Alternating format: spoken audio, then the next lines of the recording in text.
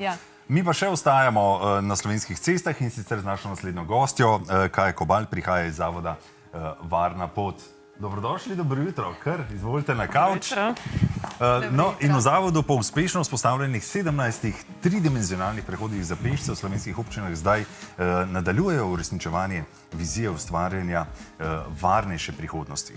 In tokrat se osredotočajo na obvladovanje hitrosti na cestah s pobudo Velika brzina, velika praznina. Opozarjajo na nevarnosti, neprilagojene hitrosti in njene posledice za življenje svojcev in prijateljev. In tako kot smo povedali, Kaja Kobal, še enkrat lepo pozdravljeni. Pozdravljeni. Mogoče za začetek dajmo povedati nekaj besed o tej akciji, ki poteka, ko se peljemo recimo čez v prestolnici, sem opazila veliko teh jumbo plakatov, ki nas opozarjajo na to akcijo. Zakaj pravzaprav gre? Ja, torej gre za akcijo Velika brzina, velika praznina, ki se osredotoča na to praznino, ki ostane po prometnih nesrečah in trčenjih, ki se končajo s posledico smrti ali hude telesne poškodbe. In s to izrezano silhueto nekega družinskega člana nakazuje, kako boleča je ta praznina, kako zazeva v našem življenju, ko ta oseba odide iz našega življenja. Tudi sami ste se soočili s tovrstno silhueto. Koliko ste bili stari takrat? Jaz sem bila v bistvu stara 12 let, ko sem izgubila očeta. Tako da je bilo to kar neko prelomno obdobje v mojem življenju, ker v bistvu en dan se posloviš, nekam odideš in ko se vrneš, tvoje osebe kar naenkrat ni več tu in nekako jaz to praznino zelo močno potem tukaj notri občutam. Je pa res, da te praznine pa nihče ne opazi, ker je skrita. Čuti se jo pa močno. Pravite, da ste očetovo smrt doživljali filmsko, pravzaprav na začetku niste nekako sploh dojeli, kaj se je zgodilo in da ste potem skozi nekaj časa, šele nekako se bili prisiljeni sprijazniti, da očeta ni več. Kateri v bistvu so bili tisti najbolj prelomni trenutki, dogodki v vašem življenju, ko ste očeta najbolj pogrešali? Ja, to je v bistvu res taka nenadna izguba, nihče in nič te ne pripravi na to. Tako da je res mogoče na začetku to zelo filmsko, si ne predstavljaš, da se to v bistvu zares dogaja, čakaš, da se mogoče zbudiš iz tega filma Nočne more. Potem se počasi nekako navadiš na to neko novo življenje brez te osebe, ampak ni pa to več življenje enako, kot je bilo predtem. In jaz osebno sem to praznino najbolj začutila ob nekih prelomnih dogodkih v mojem življenju. Kot otrok, kot mladostnica, definitivno na valeti, na maturantskem plesu, ko bi sicer kot dekle plesala s svojim očetom, pa nisem. Ali pa neki druge prelomnice, dosežki, ki jih doživiš v življenju, pa bi si jih seveda želel podeliti s svojimi najbližjimi, pa tam vedno nekdo manjka, vedno je tam neka praznina. Ravno te zgodbe, po vašem mnenju, nekako bi morali slišati vsi vozniki in s tem zavedanjem potem stopiti oziroma se usesti tudi za volan. Veliko ljudi s tovrstnimi zgodbami poznate, zgodbe ste slišali. Kaj je največja težava, s katero se soočajo ljudje s podobnimi zgodbami, kot je vaša, ali pa enakimi celo? Kot že ta sama kampanja nekako nakazuje, vsi se soočamo s to praznino, vsi se soočamo s težavami, kako zdaj to praznino nekako zapolniti, kako si razložiti to izgubo in kako v bistvu spet poiskati nek smisel v življenju, kaj početi. In mnogi naši ambasadori najdejo to neko novo moč, nek zagon, nek smisel ravno v sodelovanju v teh preventivnih kampanjah, akcijah, kjer lahko povedo svojo zgodbo, povedo, kaj se je zgodilo njim, njihovim bližnjim, v upanju, da se nekomu drugemu ne bo potrebno soočati z enako bolečino, ker nihče od nas si pa tega seveda ni izbral. Nihče se ni odpravil na pot in pričakoval, da se bo nekaj zgodilo njemu ali pa nekomu bližnjemu. Te zgodbe seveda zdaj tudi javno predstavljate, tudi Video ste pripravili, v katerem vsak pač od udeležencev, od vaših ambasadorjev govori svojo zgodbo. Ta video je zelo, zelo sočuten, človeka se zelo dotakne. Obiskujete tudi osnovne šole, govorite tudi z mladimi, ne, o teh stvareh. Kakšen je odziv na terenu? Odziv na terenu je zelo pozitiven. Je na neki strani mogoče nek šok moment na začetku, ker predstavljamo resnične zgodbe. Mi si ne pogledamo samo nekih filmov, nekih rekonstrukcij prometnih nesreč, ampak pridajo ljudje, resnični ljudje stojijo pred teboj in ti povedo, kaj se je zgodilo. In tudi mogoče prilagodimo izbiro zgodbe glede na starost, s katero se srečujemo v tistem okolju, v tisti šoli. Mnogi se lahko to potem poistovetijo, ker pač, ne vem, jaz imam recimo izkušnjo, ko sem bila stara 12 let in ko poveš to nekomu, ki je sedaj star 12 let, se lahko zamisli, kako bi se počutil, če bi bil v moji koži. Tako da odzivi so zelo pozitivni, vedno je neka rdeča nit teh delavnic, osebna zgodba, seveda pa je pomembno, da otroke in mladostnike potem tudi izobražujemo in damo možnost, da nekaj praktično preizkusijo na lastni koži in potem je to cel paket, ki je res zelo dobro sprejet.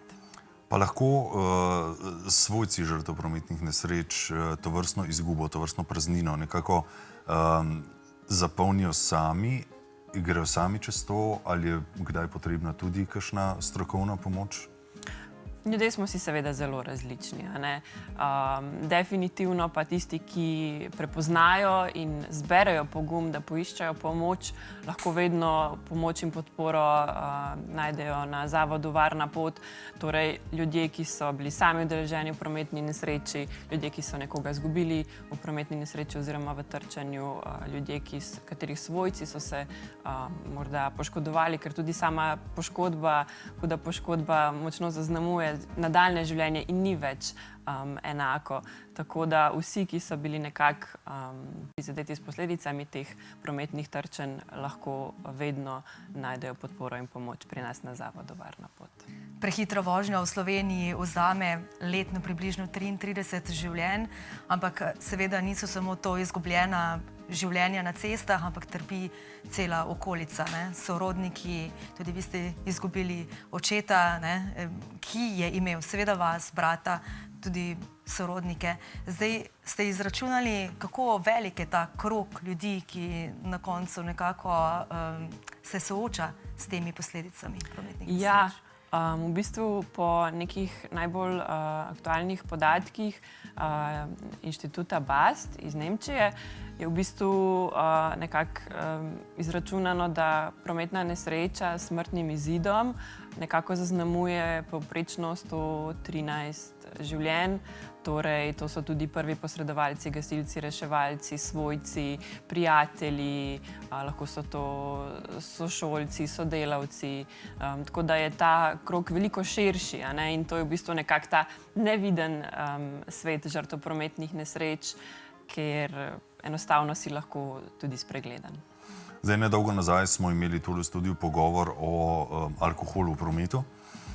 In mislim, da je bilo ravno strani gospoda Štabe rečeno, da so mladi bolj ozaveščeni in da se držijo tega, da ne sedajo vinjeni za volan. Kako pa je s hitrostjo?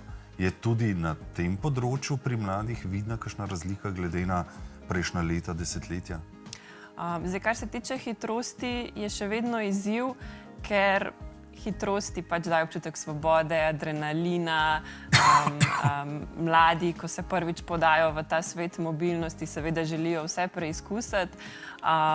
Tako da je tukaj predvsem stvar veščina. Zdaj pač večja hitrost, daljša pot ustavljanja, in to so potem posledice, ki so lahko hujše v primerjavi s tem, če pač vozimo z neko prilagojeno hitrostjo za tisto območje, še posebej v bližini vrtcev in šol.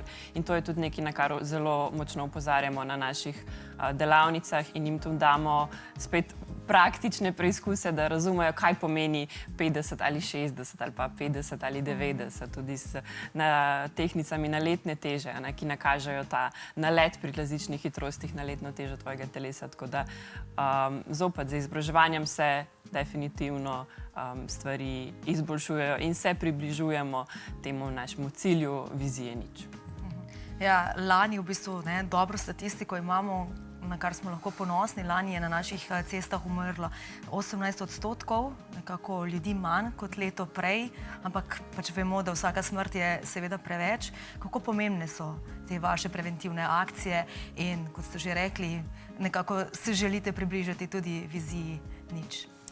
Ja, statistika se izboljšuje. Sicer pač na Zavodu Varna pot se zavedamo, da nesreče oziroma trčenja niso le statistika, za vsako stoji toliko in toliko ljudi, obrazov, imenov in priimkov, tako da bi se res želeli, da dosežemo to število nič in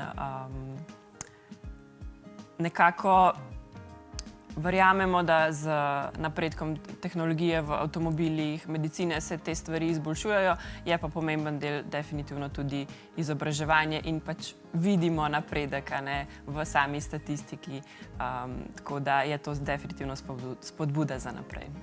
Zdaj, ponavadi se zelo radi po kakšnih vzorih oziramo čez meje.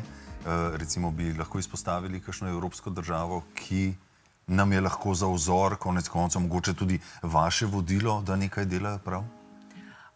Zdaj, ne bi se opredelila na kakšno posebno državo. Definitivno, kar se tiče hitrosti, imajo države različne sisteme, od sistema, da v bistvu zgolj postavijo neke znake omejitve hitrosti, do sistema, kjer te znake tem znakom potem dodajo še kakšne stacionarne radarje, kjer je pač sicer manjša verjetnost, da te zalotijo pri neki prekoračitvi. Potem so pa tu sistemi, kjer so pa ta verjetnost, da te zalotijo malce večja in to definitivno spodbudi voznike, da so malce bolj pozorni in mogoče malce manj pritiskajo na pedalo in s tem nekako potem doprinesajo k večji varnosti. S kakšnim zavedanjem vi sedete za volan? Ja, v bistvu jaz definitivno zaradi same izkušnje in pa zaradi ljudi, ki sem jih spoznala tekom delovanja v Zavodu Varna pot. Letos namreč obeležujemo 18. obletnico, torej bomo polnoletni. Res, ko se usedem, se zavedam, da to ni zgolj namen, da pridemo od točke A do točke B, ampak se zavedam, da sem tu odgovorna zase, za vse ostale udeležence v prometu in pa predvsem to, da si res želim priti domov in objeti moje najdražje. Hvala lepa za ta pogovor, hvala lepa, ker smo opisali to akcijo in seveda uspešno delo še naprej. Hvala. Hvala lepa.